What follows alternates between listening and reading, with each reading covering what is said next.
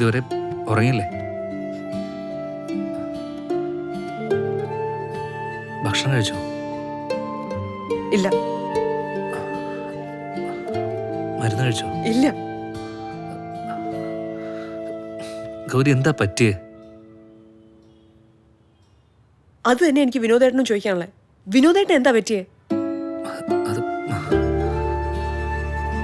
എന്റെ അടുത്തൊരു വാക്ക് മിണ്ടാറുണ്ടോ? പഴയതുപോലെ ശ്രദ്ധിക്കാറുണ്ടോ? കാണുമ്പോ ഒഴിഞ്ഞു മാറി നടക്കും.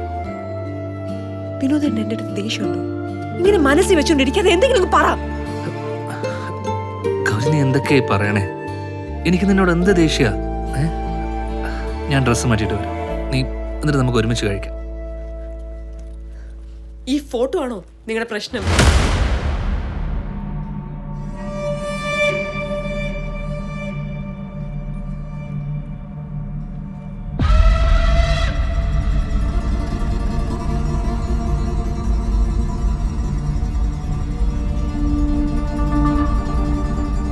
പറ.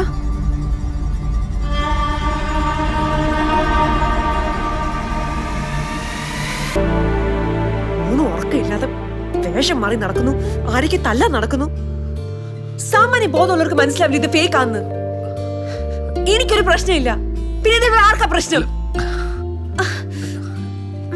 ഗൗരി, നീ ഇരിക്ക്. സ്ട്രെയിൻ അല്ലേ?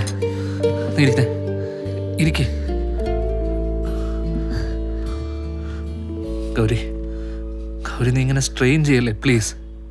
എന്താ വിനോദേട്ടാ, നമുക്ക് നമ്മുടെ കുഞ്ഞല്ലേ വലുത്.